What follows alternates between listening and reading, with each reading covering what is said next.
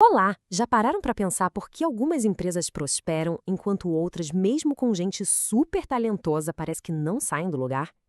Bom, tem uma ideia fascinante do Alex Corsino que ajuda a gente a entender isso como uma metáfora bem simples.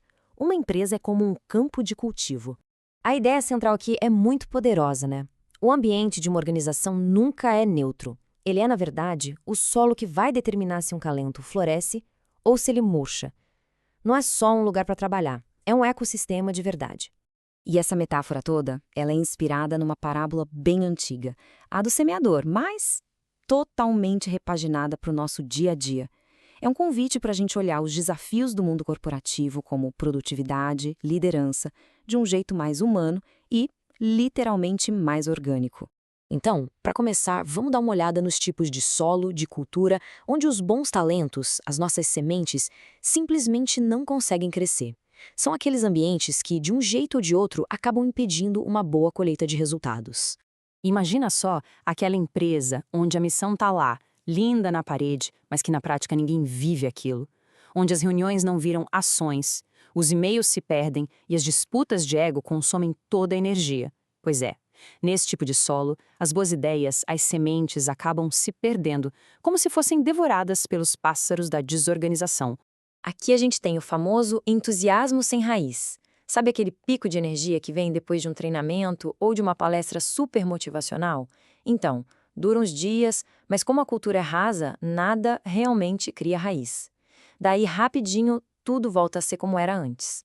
Agora, nesse ambiente, até os melhores talentos acabam sendo sufocados, sabe? Pelos espinhos organizacionais.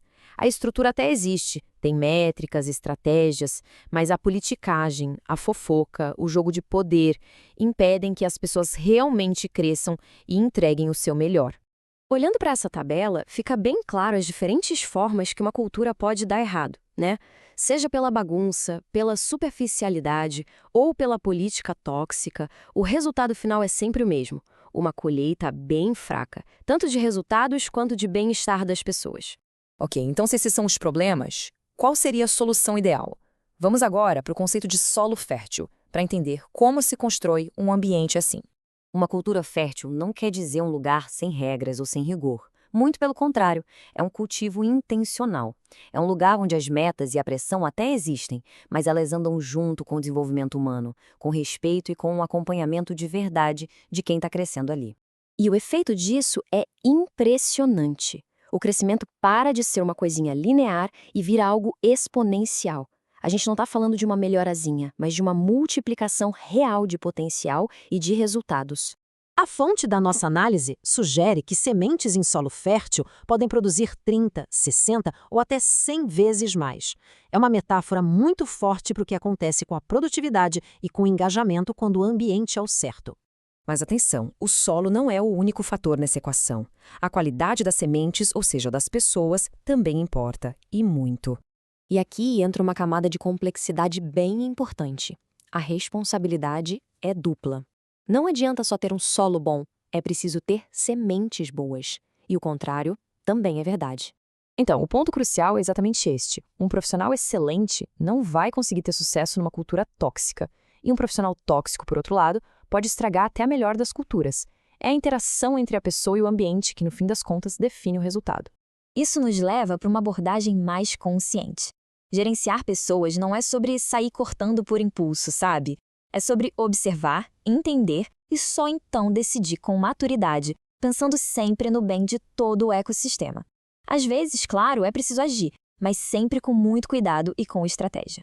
Certo. Vamos agora amarrar tudo isso para entender o que significa na prática para líderes e equipes hoje em dia. Essa é a lição fundamental para qualquer liderança. A cultura é um processo ativo, de todo dia, é cuidar do solo, regar o que é importante e proteger o campo. Definitivamente não acontece por acaso. E aqui, olha só, a metáfora se fecha perfeitamente. Ter essa estrutura em mente ajuda a diagnosticar problemas e a agir de um jeito muito mais estratégico, conectando cada pecinha do ecossistema com o resultado final. No fim do dia, essa abordagem é sobre construir empresas que não só geram resultados, mas que também deixam um legado humano positivo. A colheita não é só de lucro, mas também de bem-estar e de crescimento genuíno. Isso nos traz para o pensamento final e bem provocador dessa nossa análise. Um pensamento que tira o foco do coletivo e joga para o individual, para a responsabilidade de cada um de nós. Fica aí a pergunta para uma reflexão pessoal. Qual tem sido a nossa contribuição para a colheita da empresa? Porque no final, cada pessoa no campo, seja como semente ou como agricultor, ajuda a definir a qualidade de toda a colheita.